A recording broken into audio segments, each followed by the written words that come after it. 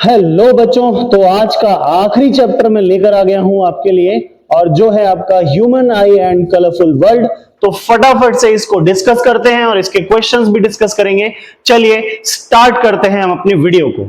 तो सबसे पहले हम ह्यूमन आई की बात करते हैं। ह्यूमन आई का ये आपके पास डायग्राम है, आपको डायग्राम निकालना आना चाहिए। और मोस्टली ह्यूमन आई पे जो क्वेश्चंस पूछे जाते हैं they are working of their parts.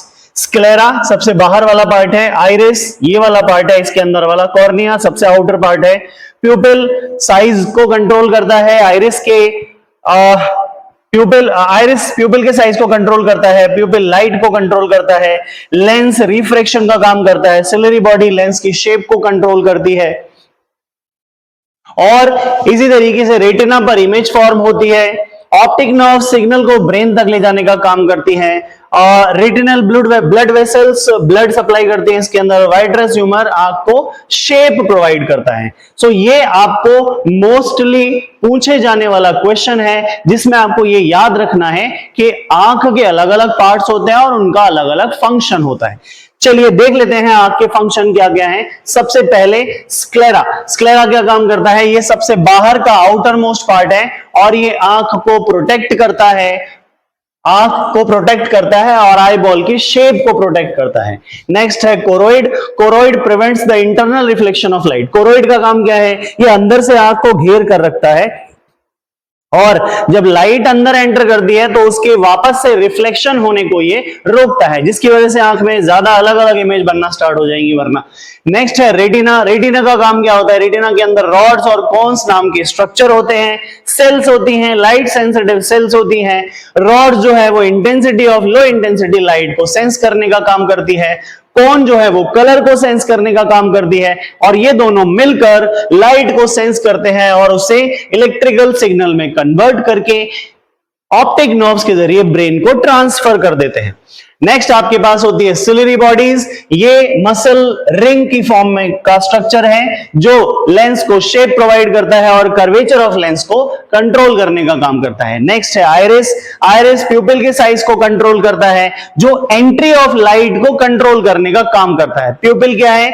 एक होल, एक गोल स्ट्रक्चर जो आइरिस से कंट्रोल होता है और लाइट को एंटर करता है आंख में, लाइट के एंटरिंग करने को सपोर्ट करता है। तो बेसिकली आपने ये देखा होगा, एग्जांपल बताता हूं मैं इसका, आपने ये देखा होगा कि जैसे ही लाइट बंद हो जाती है कहीं पर तो आपको दिखना बंद हो जाता है। वो इसलिए होता है क्योंकि आपका प्यूपिल एडजस्ट नहीं कर पाता इतनी जल्दी, बट धीरे धीरे जैसे ही वो लाइट के लिए एडजस्ट करता है वैसे ही आपको चीजें वापस दिखाई देने लग जाती हैं, थोड़ी थोड़ी लाइट आने लग जाती है। नेक्स्ट है लेंस। लेंस का काम क्या होता है? इमेज को रेटिना पर फोकस करने का काम लेंस करता है। नेक्स्ट है कॉर्निया। कॉर्निया जितनी भी लाइट आती है आपकी आंख के बाहर से सारी लाइट को बेंड करने का काम कॉर्निया करता है। लाइट इधर से आ रही है उसको स्ट्रेट बेंड करेगा, इधर से आ रही है उसको स्ट्रेट बेंड करेगा, सीधी आ रही है बेंड करेगा। सारी लाइट को रेटिना पर भेजने का काम किसका होता है? कॉर्निया का होता है। नेक्स्ट आपके पास है fovea. Fovea a tiny area of densely packed cones for detailed and coloured vision. एक एरिया, एक छोटी सी जगह आंख के अंदर जहां पर बहुत सारे कोन्स प्रेजेंट होते हैं और जो कलर को प्रॉपरली सेंस करने का काम करते हैं वो है फोविया। नेक्स्ट है ब्लाइंड स्पॉट। ब्लाइंड स्पॉट एक स्पॉट है ऑप्टिक नर्व्स की जो एंडिंग होती है, ऑप्टिक नर्व की जो एंटरिंग है आंख के अंदर बैक वाले पार्ट से। ऑप्टिक नर्व्स क्या होती है? यहां से एंटर होती है, तो जहां से एंटर होगी वहां पर जब सब मिलेंगी जहां पर, वहां पर एक डार्क स्पॉट नजर आता है जहां पर लाइट सेंसिटिविटी 0 होती है, उस स्पॉट को हम ब्लाइंड स्पॉट कहते हैं। नेक्स्ट है ऑप्टिक नर्व्स।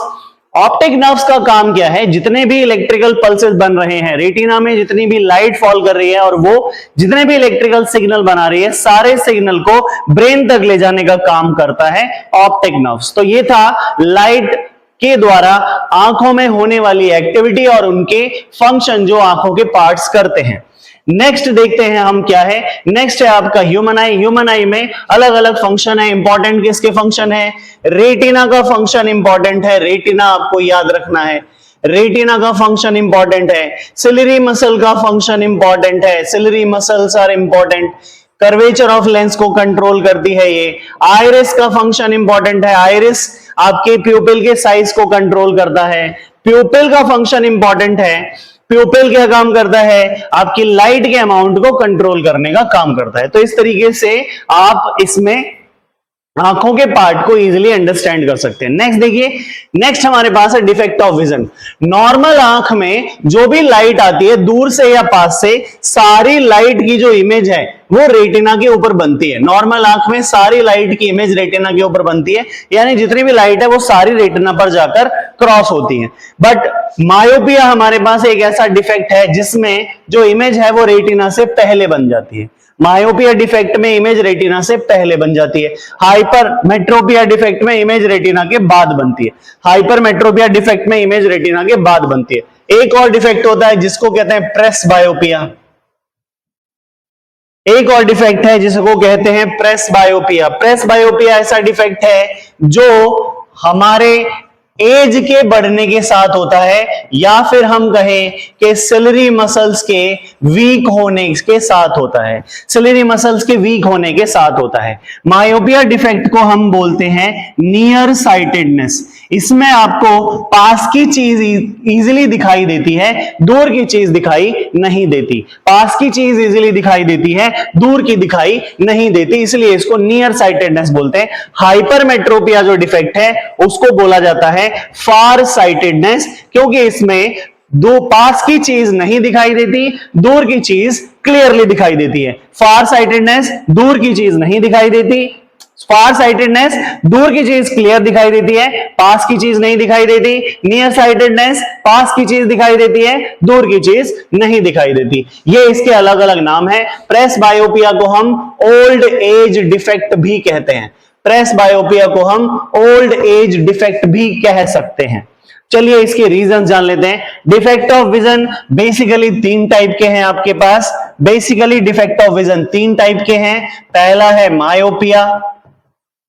मायोपिया को बोलते हैं नियर साइटेडनेस। मायोपिया को बोलते हैं नियर साइटेडनेस।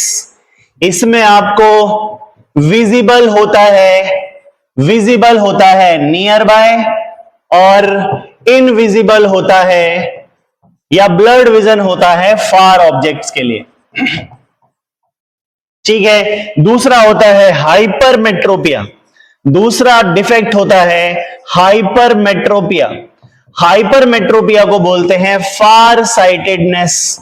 हाइपरमेट्रोपिया को बोलते हैं फार साइटेडनेस। फार साइटेडनेस में विजिबल होता है नियर बाय का नहीं, दूर का। फार साइटेडनेस में विजिबल होता है फार ऑब्जेक्ट। फार साइटेडनेस में विजिबल होता है फार ऑब्जेक्ट, और इनविजिबल होता है या इनेबिलिटी होती है नियर ऑब्जेक्ट्स के लिए। इनेबिलिटी होती है नियर ऑब्जेक्ट्स के लिए। ठीक है। लास्ट डिफेक्ट होता है आपका प्रेस बायोपिया। लास्ट डिफेक्ट होता है आपका प्रेस बायोपिया। इसको बोलते हैं old age defect. This defect is called old age defect. और ओल्ड एज डिफेक्ट में जो विजन होता है वो होता है ब्लर्ड। वो होता है blurred for both distances. Blurred vision for both distances presbyopia में ये होता है। ठीक है। चलिए आगे बढ़ते हैं। हम पहला डिफेक्ट यूज करते हैं मायोपिया। मायोपिया क्या होता है? Myopia is also called near sightedness. Myopia is also called near sightedness. पास का आपको दिखाई देगा, दूर का आपको नहीं दिखाई देगा। ठीक है। दूर का आपको नहीं दिखाई देगा। ब्लर्ड विजन, ब्लर्ड विजन होता है blurred vision for far objects. Blurred vision for far objects, दूर का आपको नहीं दिखता इसमें क्लियरली। ठीक है। Blurred vision for far objects. अच्छा, कौन सा लेंस यूज करते हैं? This defect can be corrected bye concave lens. This defect can be corrected bye concave lens. आपको पॉइंट समझा देता हूं। कॉनकेव लेंस क्या होता है? डाइवर्जिंग लेंस होता है। तो जो इमेज यहां बन रही है इसे थोड़ा सा डाइवर्ज करके रेटिना पर पहुंचाना है, और डाइवर्ज करने का काम कॉनकेव लेंस का होता है। इसलिए इस डिफेक्ट में कॉनकेव लेंस यूज करते हैं। ठीक है। This defect is myopia. Near sightedness भी बोलते हैं इसको। चलिए हम जान लेते हैं कॉज ऑफ मायोपिया क्या है। डेफिनेशन मायोपिया है condition where distant objects appear blurry but nearby objects are clear. यही बताया था मैंने आपको। इसको हम बोलते हैं नियर साइटेडनेस। तो क्यों बोलते हैं नियर साइटेडनेस? क्योंकि पास की चीज क्लियरली दिखाई देती है, दूर की दिखाई नहीं देती, इसलिए इसको नियर साइटेडनेस भी बोला जाता है। ठीक है, कॉज क्या है इसका? Eyeball is too long, eyeball का साइज बड़ा हो जाता है। ठीक है, कॉज में पहला कॉज इसका है size of eye ball increases, size of eye ball increases, size of eyeball जो है वो बड़ा हो जाता है, या हम इसको बोलते हैं एलोंगेशन ऑफ आईबॉल, आईबॉल का साइज बड़ा हो जाना। तो एलोंगेशन ऑफ आईबॉल इसका पहला कॉज है। दूसरा कॉज क्या है? लेंस का कर्वेचर बढ़ जाता है। दूसरा कॉज क्या है? लेंस का कर्वेचर बढ़ जाता है। सो excessive curvature of eye lens, excessive curvature of eye lens, eye lens का कर्वेचर बढ़ जाता है, जिसकी वजह से ये डिफेक्ट अराइज होता है। इसमें आपको दूर की चीज देखने में प्रॉब्लम होती है, आपका विजन ब्लर्ड विजन होता है। चलिए, मायोपिया आपको समझ में आ गया होगा। आपको क्या याद रखना है? मायोपिया क्या होता है? दूर की चीज नहीं दिखाई देती। क्यों होता है? आईबॉल का साइज बढ़ जाता है या फिर लेंस का कर्वेचर बढ़ जाता है आई लेंस का। कैसे करेक्ट करते हैं? By using concave lens, concave lens का यूज करके इसको करेक्ट किया जाता है। चलिए आगे बढ़ते हैं और बात करते हैं क्वेश्चन की। क्वेश्चन देखिए, study the diagram given below and answer the following question that follows. इस डायग्राम को स्टडी करना है और आपको यह बताना है कि क्या क्या क्वेश्चन है इसके अंदर। पहला, name the defect of vision arising here, name the defect of vision depicted in the diagram. आपको क्या दिख रहा था? मायोपिया में हमने क्या देखा? साइज ऑफ आईबॉल बढ़ गया तो इमेज पहले बनी। यहां पर क्या है? इमेज बाद में बन रही है। इमेज बाद में बन रही है तो आपके पास डायग्राम क्या हो गया? हाइपरमेट्रोपिया का डायग्राम हो गया। हाइपरमेट्रोपिया डिफेक्ट है ये। Hypermetropia is the defect, is the name of the defect, hypermetropia depicted here, stating the part of the eye responsible for this condition। कौन सा पार्ट ऑफ द आई इसके लिए रिस्पॉन्सिबल है? कौन सा पार्ट ऑफ द आई इसके लिए रिस्पॉन्सिबल है? तो आई बॉल की शॉर्टनिंग इसके लिए रिस्पॉन्सिबल है। आई बॉल शॉर्ट हो जाता है इसके अंदर। और दूसरा, कर्वेचर, कर्वेचर डिक्रीज हो जाता है। ठीक है, दो रीजन है, पहला रीजन ये है, दूसरा रीजन ये है। आई बॉल का साइज छोटा हो जाता है, कर्वेचर डिक्रीज हो जाता है। नेक्स्ट है, list two causes of this defect. अभी बताया, शॉर्टनिंग ऑफ आई बॉल और decreasing in the curvature, decreasing in the curvature of eye lens. ठीक है, next, name the type of lens use for correction. इसके लिए हम use करते हैं कॉन्वेक्स लेंस, इसके लिए हम यूज करते हैं, यहां पर एक और कॉन्वेक्स लेंस यूज करेंगे। लाइट इसमें से कन्वर्ज हो जाएगी और पहले ही जाकर रेटिना पर मिल जाएगी। ठीक है, its role in this case, its role is converge the light on retina. इसका रोल है लाइट को रेटिना पे कन्वर्ज करना। ठीक है, नेक्स्ट क्वेश्चन देखिए, what is dispersion of white light. Dispersion of white light क्या होता है? डिस्पर्जन का मतलब होता है लाइट का उसके कॉन्स्टिट्यूएंट कलर्स में स्प्लिट होना, उसको डिस्पर्जन कहते हैं। So dispersion is splitting of white light into its 7 constituent colours. इसका कॉज क्या है? डिस्पर्जन का कॉज होता है लाइट के हर कलर के लिए ग्लास अलग अलग रिफ्रैक्टिव इंडेक्स शो करता है, जिसकी वजह से लाइट के हर कलर के लिए अलग रिफ्रैक्टिव इंडेक्स ऑफर होता है उसको, और हर कलर अलग एंगल पे बेंड होता है, जिसकी वजह से आपको एक स्पेक्ट्रम का पैटर्न मिलता है, जिसको हम डिस्पर्जन कहते हैं। डायग्राम बनाना है, आगे डायग्राम देखेंगे इसका। चलिए, हाइपरमेट्रोपिया, हाइपरमेट्रोपिया, हाइपरमेट्रोपिया डिफेक्ट को बोलते हैं फार साइटेडनेस। हाइपरमेट्रोपिया डिफेक्ट को बोलते हैं फार साइटेडनेस। फार साइटेडनेस में दूर का आपको क्लियरली दिखाई देगा। नियर विजन ब्लर्ड होता है इसके अंदर, नियर विजन ब्लर्ड होता है इसके अंदर, नियर विजन ब्लर्ड होता है इसके अंदर, नियर विजन जो है वो ब्लर हो जाता है। अच्छा, कॉज क्या है इस डिफेक्ट का? कॉज क्या है इस डिफेक्ट का?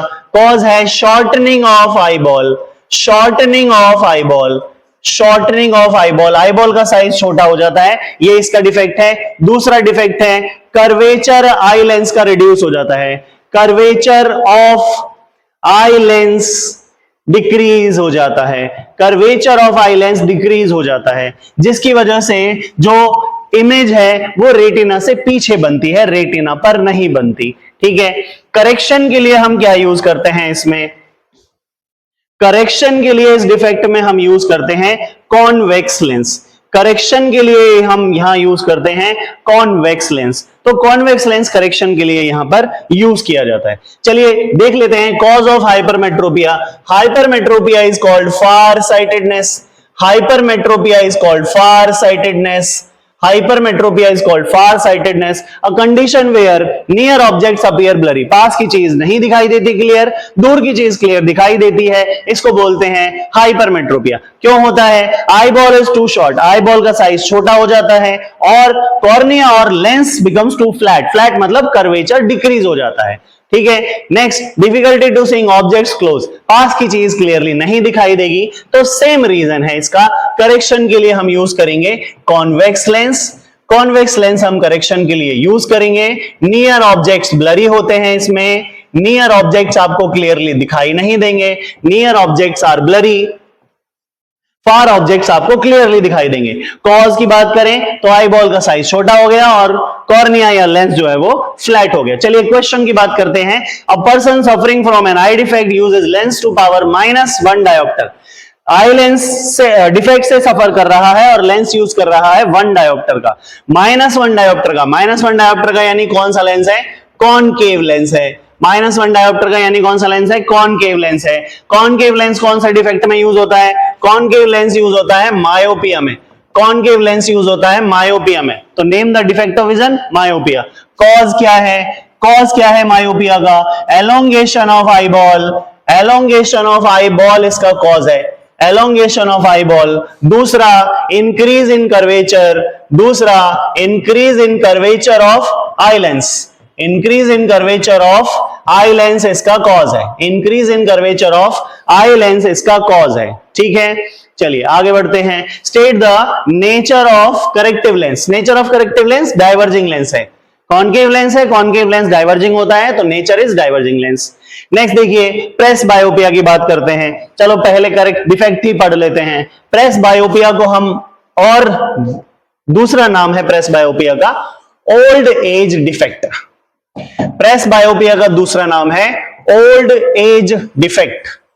इसमें आपका दोनों विजन ब्लर होता है, both of the vision is blurred, both of the vision is blurred, both of the vision is blurred. ना तो आपको दूर का क्लियर दिखाई देता है, ना ही आपको पास का क्लियर दिखाई देता है। ठीक है, इसका कॉज क्या है? इसका कॉज क्या है? एज इसका कॉज है, और प्रिसाइजली बोलें तो सिलरी मसल बिकम्स वीक।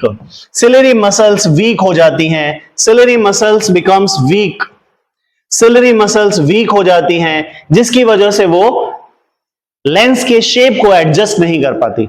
हमारे नॉर्मल आंखों में क्या होता है, आप पास की चीज और दूर की चीज को एक साथ एडजस्ट कर सकते हैं, इसको बोलते हैं power of accommodation. This is called power of accommodation. This is called power of accommodation. Power of accommodation क्या होता है? पावर ऑफ एकोमोडेशन होता है कि हम पास और दूर दोनों ही डिस्टेंसेस के लिए एडजस्ट कर सकते हैं फोकल लेंथ को। Human I can adjust its focal length for near objects as well as for far objects. Its focal length for near objects as well as far objects. तो near objects और far objects दोनों के लिए अपनी focal length को adjust करने की power of accommodation होती है। बट यहां पर जो प्रेस बायोपिया डिफेक्ट है उसमें पावर ऑफ एकोमोडेशन लूज हो जाती है। ठीक है, तो loss of power of accommodation हो जाता है इसके अंदर, loss of power of accommodation हो जाता है इसके अंदर, जिसकी वजह से प्रेस बायोपिया डिफेक्ट अराइज होता है। अब इस डिफेक्ट की करेक्शन के लिए आप क्या यूज करते हैं? इस डिफेक्ट की करेक्शन के लिए हम यूज करते हैं बायफोकल लेंसेज। इस डिफेक्ट की करेक्शन के लिए हम यूज करते हैं बायफोकल लेंसेज। आपने देखा होगा आपके पेरेंट्स भी इस तरीके का चश्मा लगाते हैं, जिसमें ऐसा चश्मा होता है इस तरीके का, जिसके अंदर इधर दूसरा लेंस लगा होता है, इधर की साइड पर पास की चीज को देखने के लिए, और इधर ऊपर अलग चश्मा लगा होता है, अलग लेंस होता है जो दूर की चीज को देखने में काम आता है। तो बायफोकल लेंस इसमें हम यूज कर सकते हैं। चलिए क्वेश्चन देख लेते हैं एक बार इसके लिए। क्वेश्चन जो पढ़ा था, what is presbyopia? It is a defect which arises due to increase in age, and due to increase in age the eye loses the power of accommodation due to the weakening of ciliary muscles। ठीक है, वो presbyopia है। Name the type of lens. Bifocal lens हम correction के लिए use करते हैं। State the nature, converging और diverging upper part. Upper part कौन सा होगा? अपर पार्ट दूर की चीज को देखने के लिए काम आएगा। दूर की चीज नहीं दिखेगी तो कौन सा डिफेक्ट होगा? मायोपिया। इसलिए अपर पार्ट कौन सा होगा? अपर पार्ट होगा कॉनकेव लेंस। चलिए आगे बढ़ते हैं हम। प्रेसबायोपिया हमारा कंप्लीट हो गया। इसके बाद refraction through glass slab. Refraction through glass slab, अगर कोई रे ऑफ लाइट इंसिडेंट होती है ग्लास स्लैब के ऊपर, अगर कोई रे ऑफ लाइट इंसिडेंट होती है ग्लास स्लैब के ऊपर, तो नॉर्मल के साथ बनने वाला एंगल एंगल ऑफ इंसिडेंस होता है। रेयरर से डेंसर में जाएगी, नॉर्मल की तरफ बेंड हो जाएगी, ये वाला एंगल बनेगा एंगल ऑफ रिफ्रैक्शन बोलेंगे इसको। ये वाला एंगल दूसरे वाले पार्ट पे, ये वाला एंगल नहीं, सॉरी ये वाला एंगल नहीं होगा, ये वाला एंगल होगा एंगल ऑफ रिफ्रैक्शन, क्योंकि नॉर्मल ये वाला आया है। यहां पर आप नॉर्मल ड्रॉ करेंगे और नॉर्मल के साथ वापस ये वाली रे एंगल बनाएगी, उसको एंगल ऑफ रिफ्रैक्शन कहेंगे। और यहां नॉर्मल के साथ जो एंगल है इसको एंगल ऑफ इमर्जेंस कहेंगे। ये है एंगल ऑफ इमर्जेंस। और इस इमर्जेंट रे और इंसिडेंट रे के बीच में जो एंगल बन रहा है इसको कहेंगे angle of deviation. Refraction of glass slab में, sorry refraction of glass prism में आपके पास एंगल का नाम आ सकता है, आपके पास रे ऑफ लाइट का नाम आ सकता है। ये है इंसिडेंट रे, यहां से यहां तक रिफ्रैक्टेड रे है, यहां से यहां तक इमर्जेंट रे है। ये है एंगल ऑफ इंसिडेंस, ये है एंगल ऑफ रिफ्रैक्शन, ये है एंगल ऑफ इमर्जेंस, इसको एंगल ऑफ डेविएशन कहते हैं। और ये वाला है angle of prism. This is called angle of prism. ठीक है, तो इतना आपको इसमें याद रखना है। चलिए आगे बढ़ते हैं हम इस केस के लिए। रिफ्रैक्शन थ्रू ग्लास स्लैब, मैंने अभी आपको बताया, अगर आपके पास एक ग्लास स्लैब है और आप एक रे ऑफ लाइट को इंसिडेंट करते हैं इसके ऊपर, इसको हम इंसिडेंट रे कहेंगे। एंगल मेजर करने के लिए नॉर्मल बनाना पड़ेगा, ये नॉर्मल है। ये ray of light denser medium में बेंड होगी, एंगल ऑफ रिफ्रैक्शन बनेगा। जिस पॉइंट पर यहां क्रॉस कर रही है वहां भी नॉर्मल बनाना पड़ेगा, एंगल ऑफ रिफ्रैक्शन इधर बनेगा। और जब ये बाहर निकलेगी तो बेंड हो जाएगी नॉर्मल से दूर, और यहां बनेगा एंगल ऑफ इमर्जेंस। ठीक है, ये इंसिडेंट रे, ये रिफ्रैक्टेड रे, और ये आपके पास इमर्जेंट रे। इंसिडेंट रे को आगे बढ़ाएंगे आप, इंसिडेंट रे को आगे बढ़ाएंगे डॉटेड फॉर्म में, और इमर्जेंट रे को पीछे बढ़ाएंगे, तो इन दोनों के बीच में जो एंगल बनेगा उसको बोलेंगे एंगल ऑफ डेविएशन।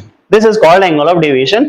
यही है आपका रिफ्रैक्शन थ्रू ग्लास स्लैब। चलिए आगे बढ़ते हैं। ये देखिए आपके पास in the following diagram showing dispersion of white light by a glass prism.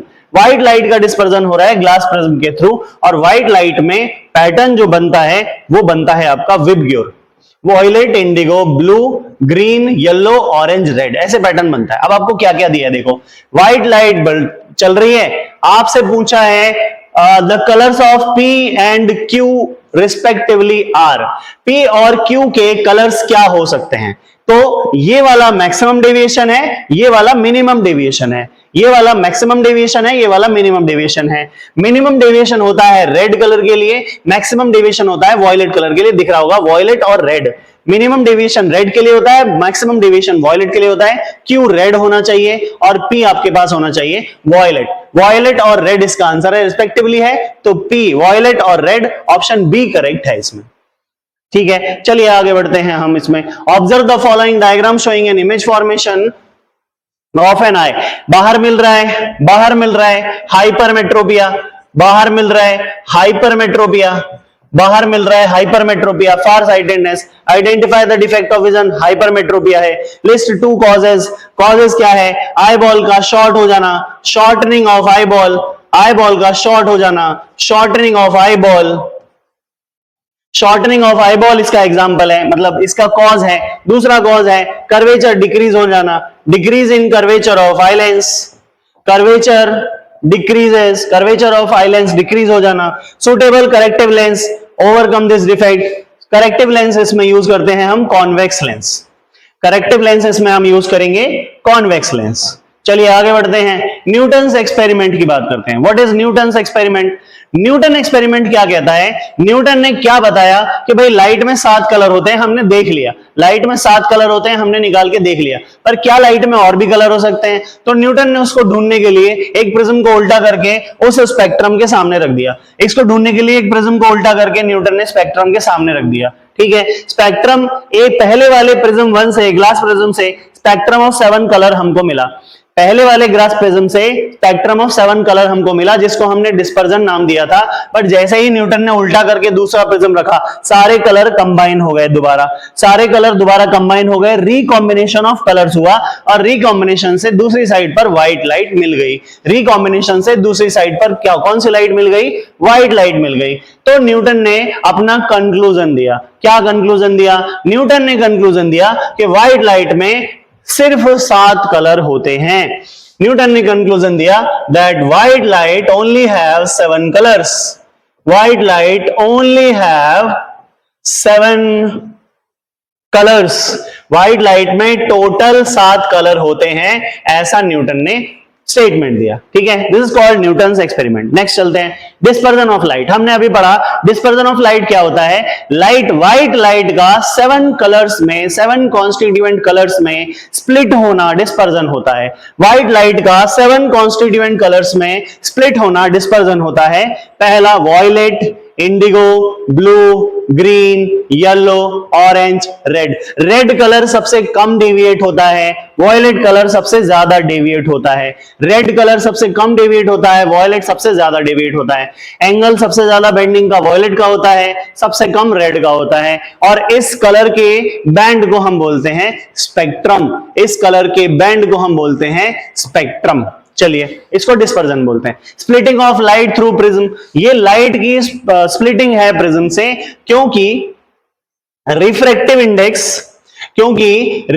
Index violet colour का ज्यादा होता है रेड कलर से। रिफ्रैक्टिव इंडेक्स वॉयलेट कलर का ज्यादा होता है रेड कलर से, इसलिए सबसे ज्यादा डेविएशन भी वॉयलेट कलर में ज्यादा होता है रेड कलर के कंपैरिजन में। ठीक है, तो ये पॉइंट आपको याद में रखना है। चलिए आगे बढ़ते हैं। Blue colour of sky.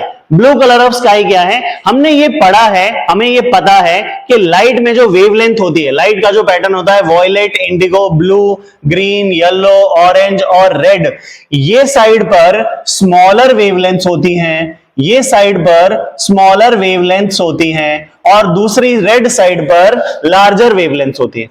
Red side पर लार्जर वेवलेंथ्स होती हैं। अब जब लाइट एटमॉस्फेयर में एंटर करती है, जब सनलाइट एटमॉस्फेयर में एंटर करती है, तो एटमॉस्फेयर में बहुत सारे पार्टिकल्स प्रेजेंट हैं, छोटे से बड़े साइज के पार्टिकल्स प्रेजेंट हैं। तो लाइट के जो स्टार्टिंग वाले कलर्स होते हैं, जिनकी वेवलेंथ कम होती है, वो कलर अलग अलग डायरेक्शन में स्कैटर हो जाते हैं पार्टिकल्स की वजह से। वो कलर अलग अलग डायरेक्शन में स्कैटर हो जाते हैं पार्टिकल की वजह से, अलग अलग डायरेक्शन में स्कैटर हो जाते हैं, बिखर जाते हैं, और उन्हीं कलर का कॉम्बिनेशन हमें ब्लू कलर ऑफ स्काई की फॉर्म में दिखाई देता है। That is why the sky appears blue. ठीक है, आई होप आपको रीजन समझ में आ गया होगा। आगे चलते हैं। Why signals are red in color? अभी हमने देखा कि रेड कलर की वेवलेंथ ज्यादा होती है, रेड कलर की वेवलेंथ ज्यादा होती है। Red colour have larger wavelength, red colour की वेवलेंथ ज्यादा है, और क्योंकि रेड कलर की वेवलेंथ ज्यादा है, इसलिए एटमॉस्फेयर में उसकी स्कैटरिंग लीस्ट होगी। ज्यादा वेवलेंथ होने की वजह से एटमॉस्फेयर में उसकी स्कैटरिंग लीस्ट होगी, और क्योंकि उसकी स्कैटरिंग लीस्ट होगी तो वो ज्यादा दूर से भी विजिबल होगा। That is why danger signals red colour के बनाए जाते हैं। आगे बढ़ते हैं हम। Blue colour of sea, same point यहां पर है। जब लाइट यहां से एंटर करती है इसके अंदर, जब लाइट इसके अंदर एंटर करती है, तो पार्टिकल्स की वजह से ब्लू कलर अलग अलग डायरेक्शन में स्कैटर हो जाता है, बिखर जाता है। इसलिए आपको ये पूरा पार्ट ब्लू कलर का दिखाई देता है, क्योंकि ब्लू कलर की स्कैटरिंग हो जाती है, जबकि रेड कलर स्कैटर नहीं हो पाता, इसलिए रेड कलर पार हो जाता है और ब्लू कलर स्कैटर हो जाता है, इसलिए सी आपको ब्लू कलर का दिखाई देता है। सो blue colour have maximum scattering, blue colour have maximum scattering, blue colour की स्कैटरिंग सबसे ज्यादा होती है। Blue colour have maximum scattering, ठीक है, जिसकी वजह से आपको ब्लू दिखाई देता है। आपका सी। नेक्स्ट है एटमॉस्फेरिक रिफ्रैक्शन।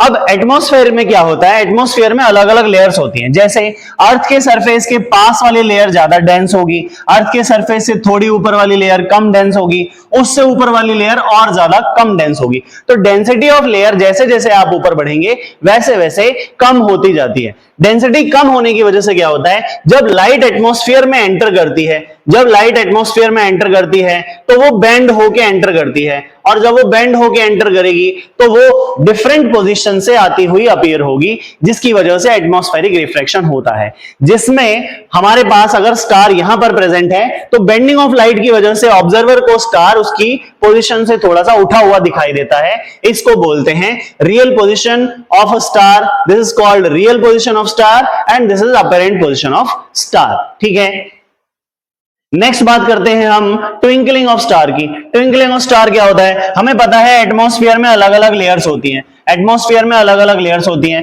और एटमॉस्फेयर कांस्टेंट नहीं है। एटमॉस्फेयर कैसा है, एटमॉस्फेयर मूवेबल है।